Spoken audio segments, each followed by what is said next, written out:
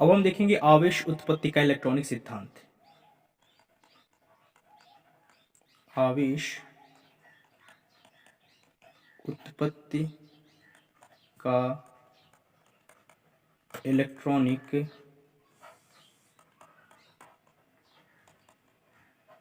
सिद्धांत। Okay,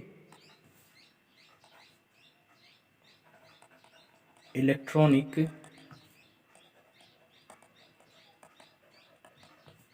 principle of charging. Okay,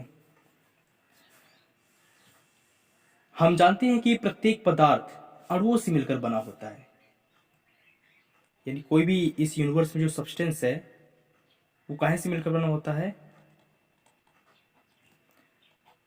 अणुओं से मिलकर बना होता है। और इस यूनिवर्स में जितने भी अणु हैं वो एक या एक से अधिक परमाणुओं से मिलकर बना होता है। किससे बना होता है? परमाणुओं से, है ना। और प्रत्येक परमाणु का जो समस्त भार होता है उसके केंद्र में स्थित होता है, उसके न्यूक्लियस में स्थित होता है, जिसे हम नाभिक कहते हैं। यानी कोई भी एटम है, मान लीजिए कि मैं एक एटम यहां ड्रॉ करने जा रहा, जो परमाणु होते हैं वो इलेक्ट्रॉन, प्रोटॉन और न्यूट्रॉन से बने होते हैं। मान लीजिए कि एक एटम मैंने यहाँ पे ड्रॉ किया, तो इसका जो टोटल क्या होगा, द्रव्यमान होगा, वो इसके कहाँ होगा? न्यूक्लियस में। मान लीजिए कि क्या है, इसका न्यूक्लियस है। और किसी भी एटम का जो न्यूक्लियस होता है वो बेसिकली किससे बना होता है? प्रोटॉन और न्यूट्रॉन से मिलकर बना होता है।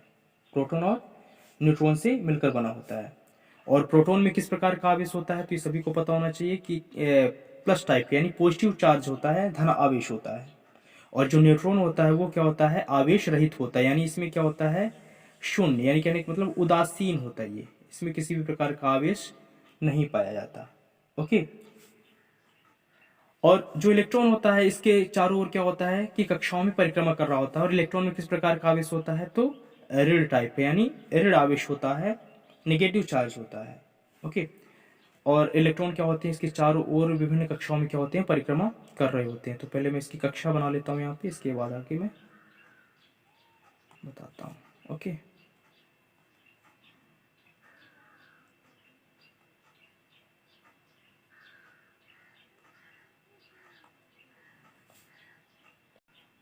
ओके। तो मैंने इसकी 2-3 कक्षा बना लिए। और इसमें क्या होगा? ये इलेक्ट्रॉन होंगे, क्या होंगे? ये परिक्रमा कर रहे होंगे। यहाँ पे ये इलेक्ट्रॉन ये परिक्रमा कर रहा है ना।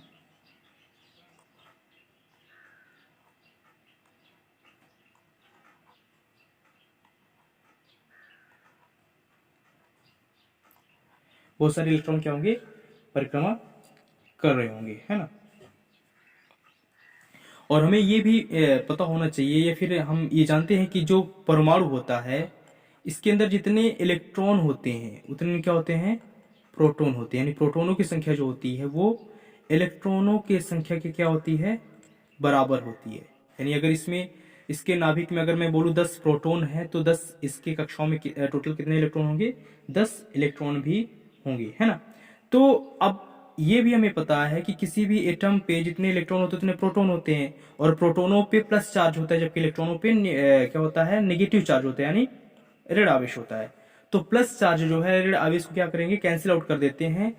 अतः जो परमाणु होता है, परमाणु वो होता है विद्युत उदासीन। विद्युत उदासीन, सॉरी, उदासीन होता है।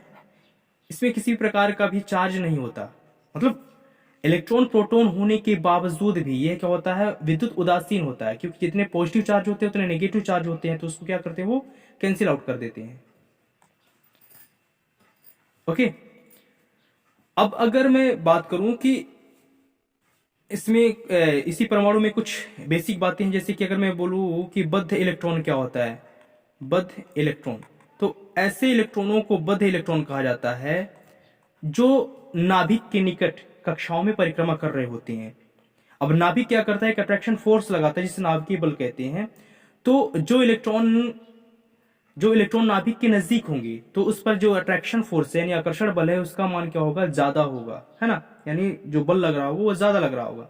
लेकिन जैसे जैसे यहां से यहां ये दूरी क्या होगी, बढ़ती जाएगी इन कक्षाओं की, तो जो नाभिक का बल है वो क्या हो जाएगा, कम होता जाएगा, है ना। यानी जो बद्ध इलेक्ट्रॉन होंगे उन पर जो आकर्षण बल है उसका मान क्या होगा, कम होता जाएगा।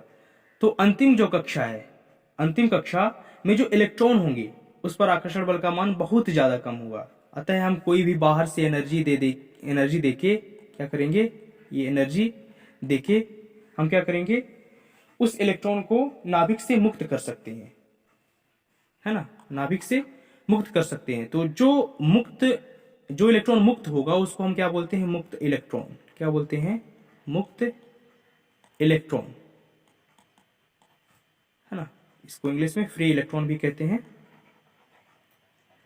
और परिभाषा में बोल के लिखा रहा हूं, है ना। अब लिखूंगा तो ज्यादा समय लगेगा, वीडियो लंबा हो जाएगा, इसलिए जो बोल रहा हूं वो काफी है। तो ऐसे इलेक्ट्रॉन जिसको हम एनर्जी के द्वारा या एनर्जी देकर किसी एटम से फ्री कर देते हैं, निकाल देते हैं, उसको क्या कहते हैं, मुक्त इलेक्ट्रॉन कहते हैं। यही मुक्त इलेक्ट्रॉन वस्तुओं के आवेशित या विद्युतमय होने के लिए जिम्मेदार होता है ना। यानी जो इलेक्ट्रॉन ये हमारा निकला है मुक्त इलेक्ट्रॉन, यही जिम्मेदार होता है कि हमारा इलेक्ट्रॉन क्या हो गया, आवेशित हो गया, है ना। अब जैसे कि कोई भी एटम है, कोई भी मान लीजिए कि ए क्या है, एटम है, तो इससे अगर हम मान लीजिए कि इसमें 10 प्रोटॉन थे तो क्या होंगे, 10 इलेक्ट्रॉन भी होंगे।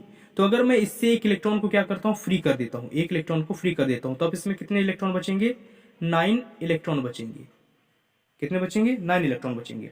और प्रोटॉन की संख्या 10 है, यानी अभी भी अगर मैं रिजल्टेंट या फिर कह सकते हो नेट चार्ज की बात करूं, नेट चार्ज की बात करूं तो नेट चार्ज कितना बचेगा इसमें, नेट चार्ज देखा जाए तो अभी 10 प्रोटॉन थे और 9 इलेक्ट्रॉन बचे हैं। तो नेट चार्ज यानी टोटल निकालेंगे तो कितना होगा, 10 में से 9 जाएगा तो कितना बचेगा, एक पॉजिटिव टाइप का चार्ज बचेगा। यानी कहने का मतलब कि हमारा जो एटम है किस प्रकार का एटम होगा, धन आवेशित एटम होगा, है ना, परमाणु होगा, है ना। लेकिन अगर कोई भी एटम हमारे पास है उससे हम क्या करते हैं, उससे हम एक इलेक्ट्रॉन दे देते हैं। क्या करते हैं, एक इलेक्ट्रॉन दे देते हैं, है ना। तो अगर मैं इसमें भी मानूं कि 10 प्रोटॉन थे पहले और 10 इलेक्ट्रॉन थे, अभी हमने इसमें क्या किया कि एक इलेक्ट्रॉन इसको हमने दे दिया, तो एक इलेक्ट्रॉन देने के बाद में इसमें कितना इलेक्ट्रॉन रह जाएगा, 11 इलेक्ट्रॉन हो जाएंगे। और प्रोटॉन कितना है अभी, प्रोटॉन 10 प्रोटॉन ही है। तो अगर मैं यहां पर नेट चार्ज की बात करूं तो नेट चार्ज कितना होगा, यहां पे एक निगेटिव टाइप का इलेक्ट्रॉन ज्यादा होगा। दैट मीन यहां पे किस प्रकार का आवेश आ जाएगा, ऋण आवेश। यानी कहने का मतलब कि हमारा जो एटम है इस पे किस प्रकार का चार्ज होगा, तो ऋण आवेश होगा इसके अंदर, है ना। तो कहने का मतलब ये है कि किसी भी परमाणु का आवेशित होना यह बताता है कि उसका रिजल्टेंट या फिर कह सकते हैं कि नेट चार्ज उसके अंदर कितना है। नेट चार्ज अगर पॉजिटिव टाइप का है तो उसमें पॉजिटिव चार्ज होगा, नेगेटिव टाइप का है तो उसमें नेगेटिव चार्ज होगा, और अगर इलेक्ट्रॉन प्रोटॉन की संख्या क्या है, बराबर है, तो क्या होगा, उदासीन होगा। यानी कहने का मतलब न्यूट्रल होगा। ओके, और कुछ बेसिक जानकारी हम यहाँ पे देख लेते हैं। जो हमारा चार्ज होता है, चार्ज, इसका जो एसआई यूनिट होता है वो होता है कूलाम। इसको सी से प्रदर्शित करते हैं, कैपिटल कूलाम, है ना। बाकी इसके सीजीएस सिस्टम वगैरह में जो होते हैं स्थैत कूलाम वगैरह, तो जब हम चैप्टर पढ़ेंगे तो वहां पे हम इसका जिक्र करेंगे, है ना। और इसके और भी मात्रक होते हैं लाइक माइक्रो कूलाम वगैरह, है ना, तो उसको बाद में हम देखेंगे। अब यहाँ पे बेसिक हम देख लेते हैं थोड़ा सा, इलेक्ट्रॉन पे चार्ज कितना होता है। तो इलेक्ट्रॉन पे अगर मैं चार्ज की बात करूं तो इलेक्ट्रॉन और प्रोटॉन पे बराबर होता है, बट साइन का डिफरेंस होता है। तो इलेक्ट्रॉन पर चार्ज होता है माइनस का 1.6 इंटू 10⁻⁻19 कूलाम। ओके, और अगर मैं बात करूं प्रोटॉन पे, तो प्रोटॉन पे होता है पॉजिटिव का 1.6 इंटू 10⁻⁻19 कूलम। और न्यूट्रॉन पे तो बताया कि 0 चार्ज होता है ना। और कुछ बातें हैं जिसे हमें जानना आवश्यक है। अगर मैं बात करूं इलेक्ट्रॉन का मास कितना होता है, तो इलेक्ट्रॉन का मास पूछा जाए तो 9.1 इंटू 10⁻³ किलोग्राम, है ना। और अगर प्रोटॉन और न्यूट्रॉन के मास अप्रोक्सीमेटली बराबर होता है ना, तो आपको अलग अलग याद करने की आवश्यकता नहीं है, अप्रोक्सीमेटली बराबर होता है। तो कितना हो जाएगा 1.67 इंटू 10⁻27 किलोग्राम। ओके। जिस परमाणु से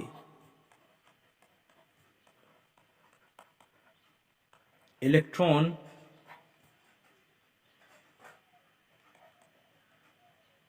निकलते हैं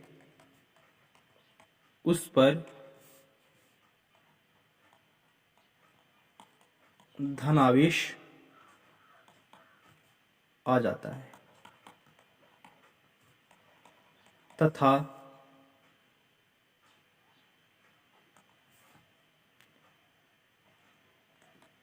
जिस परमाणु को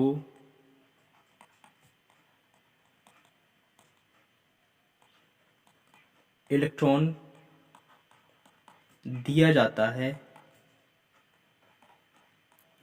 उस पर ऋण आवेश उत्पन्न हो जाता है।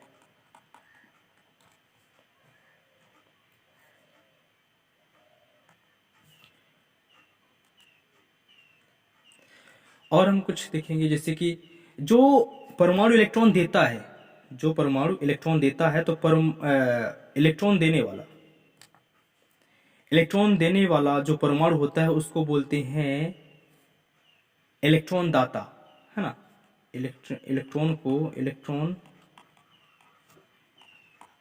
देने वाले परमाणु को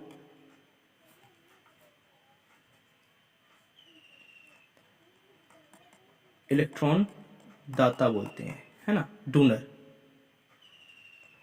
कहते हैं। और इसके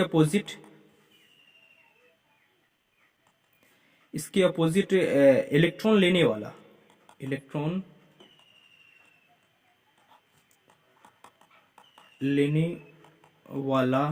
परमाणु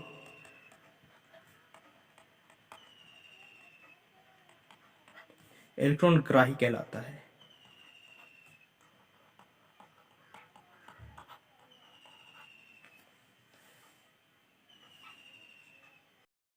और हम पिछली वीडियो में भी बात कर चुके हैं कि अगर हम किन्हीं भी दो वस्तुओं को आपस में रगड़ते हैं तो उनमें क्या होता है, आवेश उत्पन्न हो जाता है।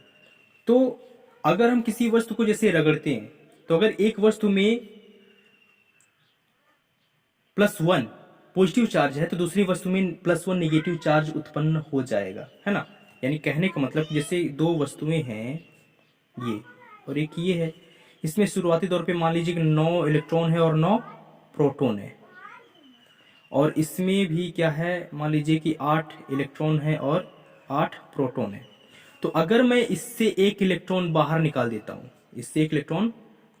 देता हूं और इसको दे देता हूं, इसको एक इलेक्ट्रॉन दे देता हूं, तो अब इससे एक इलेक्ट्रॉन बाहर निकल